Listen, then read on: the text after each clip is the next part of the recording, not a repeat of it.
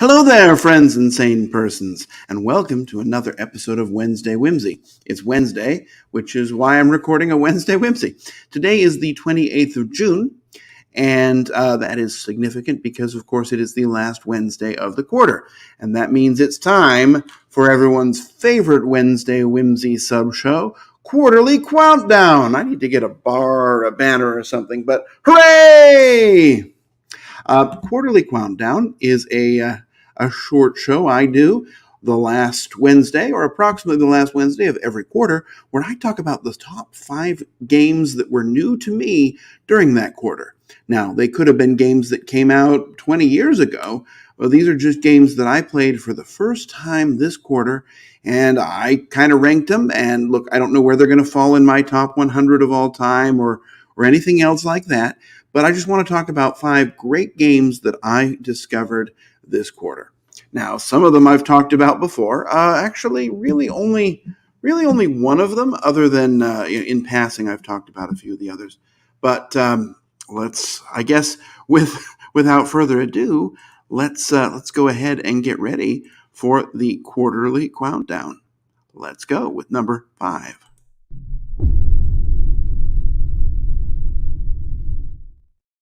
All right, number 5 is a simple game. This is a dead simple game. In fact, I kind of almost didn't try it because it is so simple looking, but it turned out to be a huge hit with some people that I was playing with. And that game is Spots. So Spots is, like I mentioned, just a super simple push your luck dice game. What you have is you've got these, it is a dice game, like I mentioned. And let's put this up on the screen here. You've got these dice and you've got these dogs. And so the dogs, you'll see, well, I guess there are the rules, and that's pretty much all of your rules. But it's a race to score 6 dogs. So here are some of the dogs, right? And you'll notice that on these dogs, well, these are the completed ones. On the dogs, like up here, there's a spot for it. Like this one has a 1 that's conveniently placed right at his end. So here you go. So you've got these dogs, and they've got these numbers on them. So on your turn, you're going to take an action. Now, there's 6 actions every game. 2 of them stay the same, and then the other 4 are going to be variations on a theme, so you can have a slightly different game each time. But it might be, like there's one that's roll 3 dice, and whenever you roll dice, you have to place them. If you have room for them, you can put them on their number. So, for example, if I rolled a 5, a natural 5, I could put it right there. If you don't have any room for them, for example, if I rolled a 4 in this instance, I'd have to put it here in my yard. And if ever the total number of spots, pips, in your yard is more than 7, then you bust. When you bust, you clear out not just your yard, but all of the dogs lose all their dice on them. Now, you can take your whole turn and score any completed dogs. So, for example, if instead of taking an action, rolling dice, I wanted to score these, I could just score this die. I would complete that dog. It counts as one of my 6. But the catch is, if you're able to fill up all of your dogs on one turn, they all score by themselves without you having to waste the turn for it. So there's sort of this risk and reward that's going on. The rules are so simple. The game is very fast. And you have these treats, which are these little bone tokens that you can get through various means, and you can use them to re-roll all of your dice, not just some. So, I mean, it's going to be your sort of standard dice rolling game, but it looks cute, and the rules are super simple, and I've found that this one has been just a huge success with some people that I didn't even expect it to be. So that's my number 5, Spots. Let's go now to my number 4 of the quarter.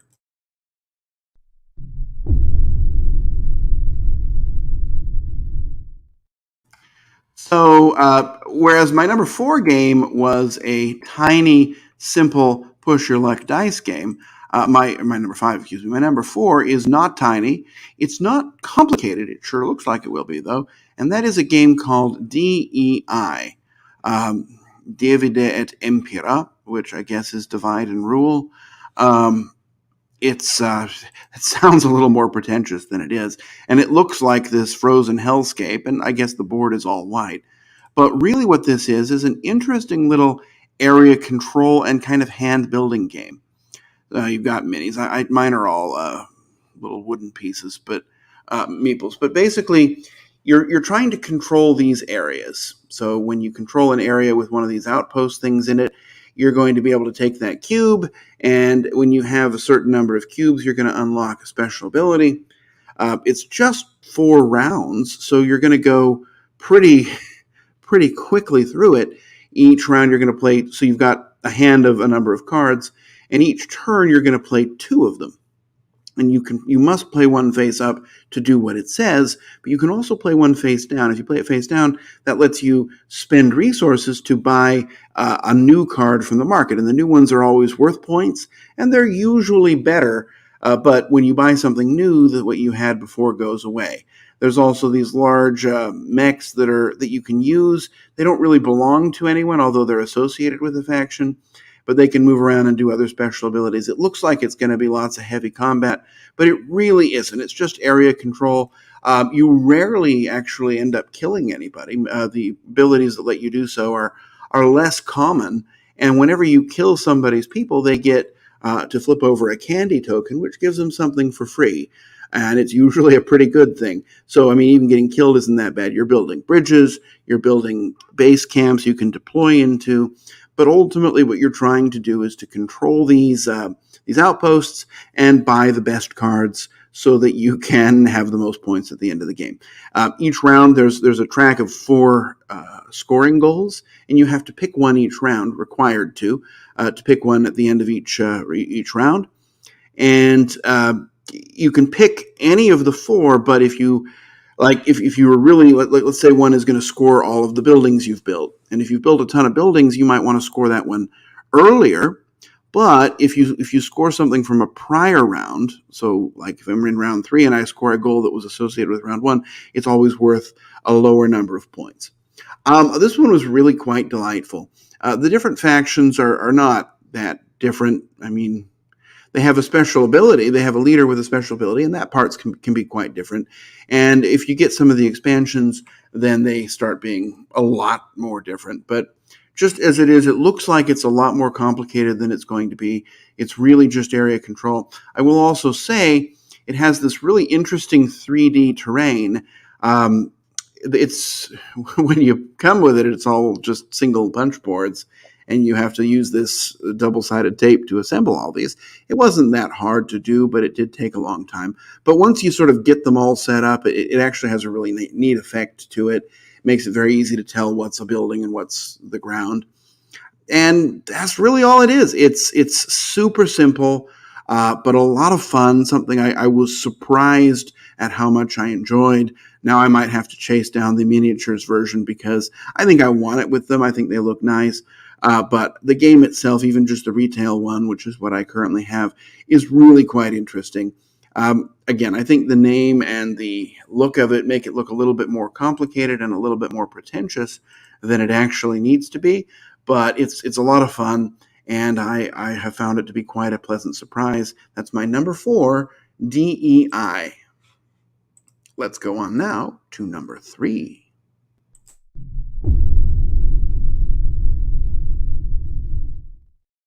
I put the banner up too soon. I guess I spoiled the surprise.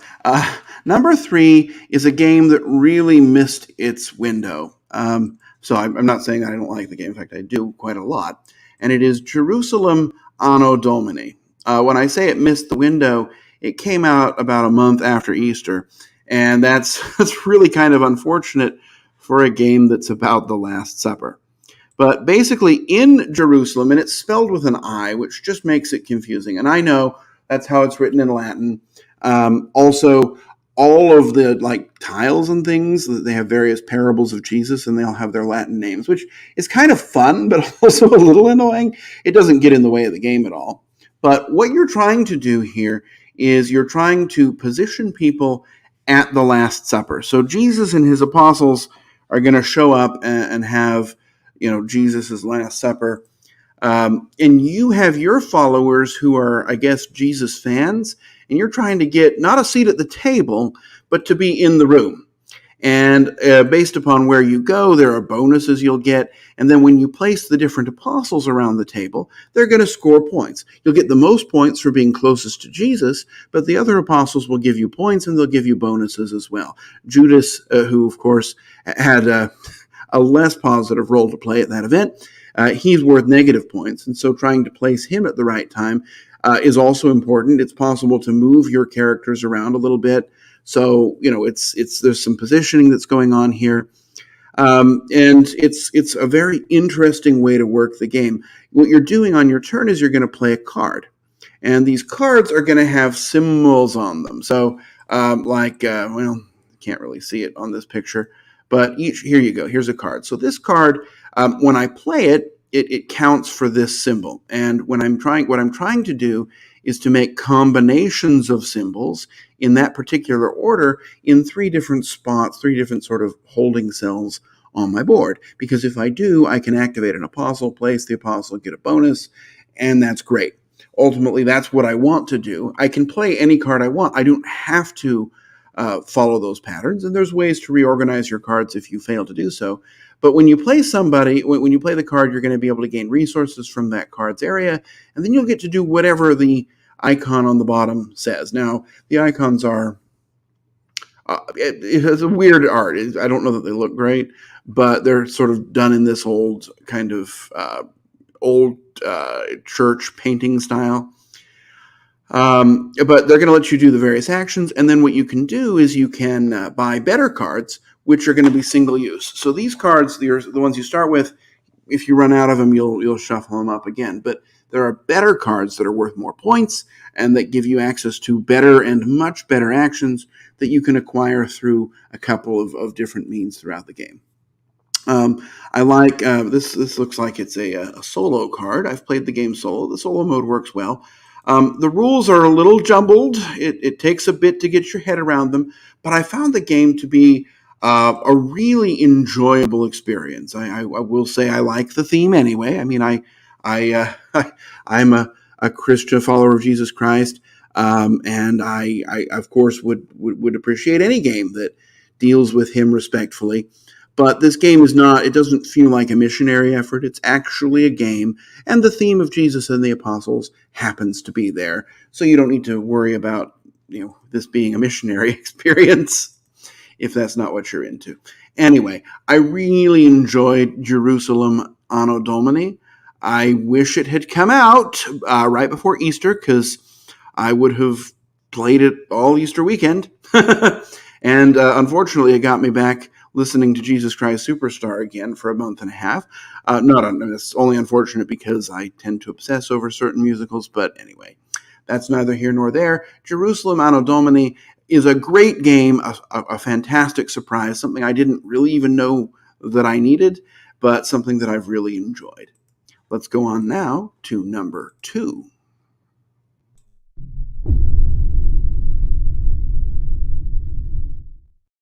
All right, we're in my top 2. And my top 2, my top 1 will be obvious to anyone who's heard me talk on the channel before. But my number 2 was a game that I completely overlooked. I bought it at Gen Con, or Essen last year. I was excited about it. It looked kind of fun. But then I looked at the game itself and I was like, oh, what is this? It looked both too complicated to explain and also too simple. It looked very random. It's a game that plays 1 to 8 players, which is often a warning sign. That game is Challengers. So Challengers is thematically a game of capture the flag, but really it's kind of like a collectible card game distilled down into a few rounds, where really what you do is build your deck and then kind of play war with it. Which, okay, I know that doesn't sound all that great, but it's really a lot of fun. So what you're going to do is you have this deck of sort of basic crappy cards, and every round you're going to be able to buy 1 or 2 cards from a better deck. And then you'll be able to put them, so you're going to draw 5 cards from this better deck of cards, and oftentimes you have a choice between 2 different decks that are sort of stronger, but there might be fewer of them, and then there's sort of these weaker cards, but there's more of them. At least I assume so. I've not done the math. But then what you're going to do is you can then take as many cards out of your deck permanently as you like, and then you're given sort of a lineup. You're going to play against somebody, and if you're playing with 8 players, there'll be 4 sort of matches going on. And when it's your turn, you flip over a card. And if you're the total of all of your cards that's flipped up equals or exceeds your opponent's total, then you take possession of the flag. That means you take this flag over, and the opponent has to put the cards that are on their pile, however many there are, onto their bench. If ever there's not enough room, there's only room for 6 cards on the bench, then they immediately lose the round. Now, the catch is that if cards are exact copies of each other, like you see here, these newcomers here, since they're exact copies, they can stack. So you're kind of incentivized to make sets of cards that are the same if you can. But also, you don't want to have too many cards in your deck because you'll sort of bench out. But you also want to have enough cards because if ever you're not able to play cards enough to take possession on your turn, then you also lose.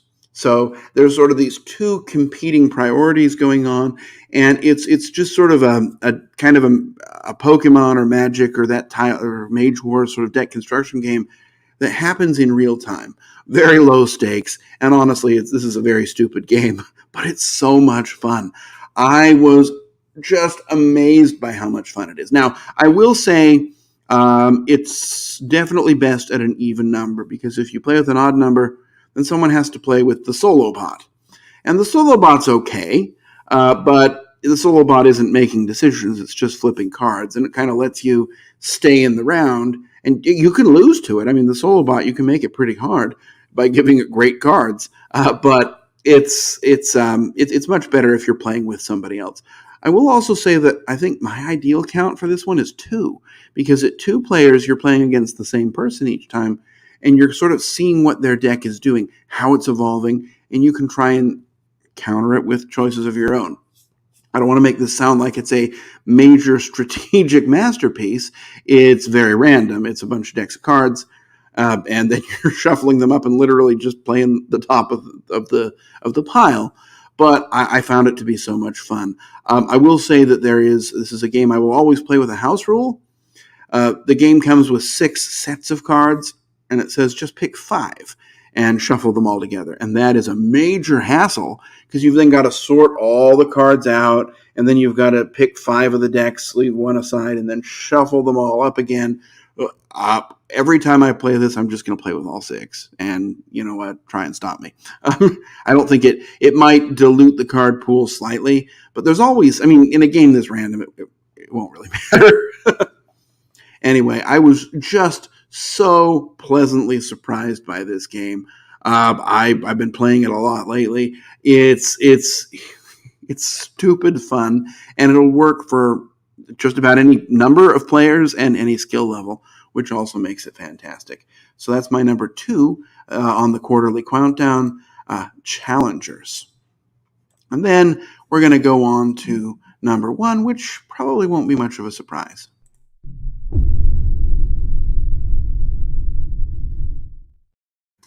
So, as I mentioned, it won't be much of a surprise because I have been talking about this game quite a lot. I did an episode on it. I did an episode comparing it with a game with the same theme that came out around the same time. That game is, I've said this is the game I wanted as a kid. That game is Masters of the Universe Clash for Eternia, the He-Man game, the CMON one. This is just so much fun. Whereas Challengers is fast, simple fun, this one is fast, simple fun.